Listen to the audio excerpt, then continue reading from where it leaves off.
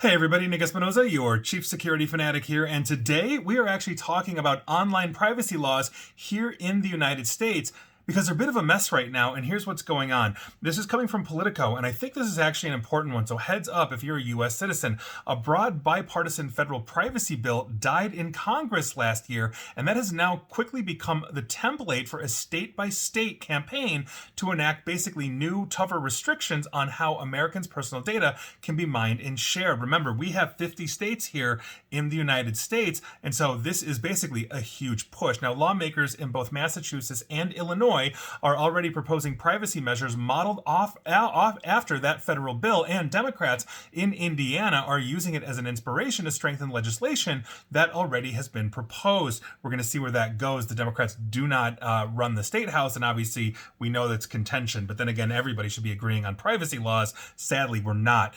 4 other states have already passed their own data privacy laws in the past 2 years, raising anxiety levels among tech companies about a national patchwork of hard-to-navigate data rules, but encouraging advocates who see basically an appetite for broader consumer protections. This is something I've talked about consistently, and we will get to that patchwork because that is one of the big problems that we have. Now, the new State House push is focusing, basically, it's focused on by privacy advocates, and it's not necessarily designed to go across all 50 states, but rather tighten up regulations just enough in enough places to force the tech industry into a de facto national standard. Meaning, if they're able to get, let's say, 35 out of 50 states, and it's just this hodgepodge and all of that, maybe we come up with a national standard, even though Congress won't act.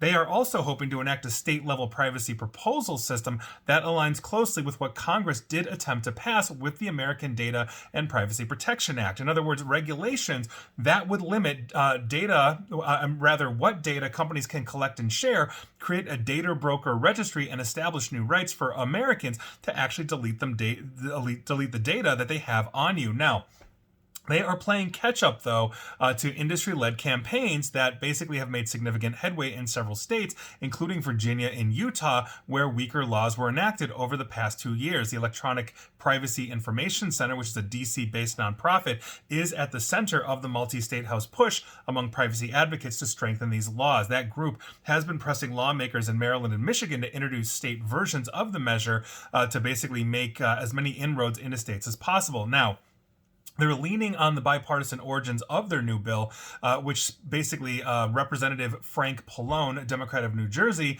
and Representative Kathy McMorris Rodgers, Republican of Washington, they're leaning on them to give basically them an advantage against the large tech industry groups like TechNet and the Internet Association. And this is exactly what I've been talking about. We need a GDPR-style law here in the United States. I think it's absolutely outrageous that we don't. And if you think this is against the Constitution in any which way, your right to privacy online is not being respected. So if you actually believe in the Constitution, you should believe in the right to privacy, whether it's in your house, in your car, or when you are logging into wherever you're logging into online. We do not have that right now in the United States when it comes to online, even though we have it for our homes, our cars, and anywhere else. And so that is a huge problem. And what we are seeing right now, on the flip side, is a patchwork of states. California spun up the CCPA, New York has SHIELD, Illinois has the BIPA for biometric information, and what that does is it makes the Facebook and Twitters of the world, it puts them in a very precarious situation because, okay,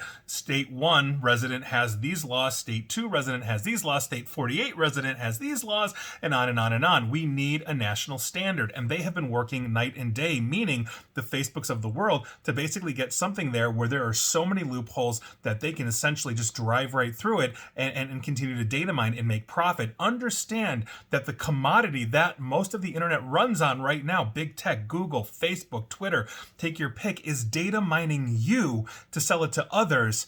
And you really don't have a recourse in there. If you're using that product, you don't have visibility. If you're in the EU and you're using those products, you absolutely do. If you're in other countries around the world, you absolutely do. The United States is not leading the way in privacy laws, even though, quite frankly, we have the Constitution, for 2+ centuries, almost 250 years at this point, that says we have a right to privacy. It has not kept up because obviously the founding fathers would never have conceived of the internet. And so here we are. This is a huge problem. We need to fix this. I highly urge getting, on the bandwagon with this, because if we can force a national GDPR style law here in the United States, we're all better off. And that's something that's just not happening. And quite frankly, if we don't get on this, we're still going to be data mined to the nth degree. And that is a huge problem, because we're just continuing to lose privacy. We're continuing to give money to those that quite frankly shouldn't be profiting off of us, and here we are. So I see this as a huge problem, and I don't care if you're just like, well, I'll pay $5 a month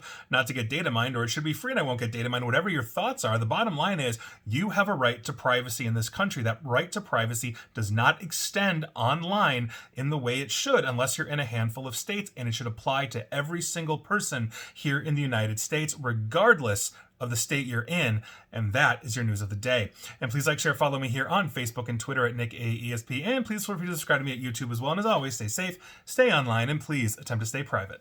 Thanks, everybody.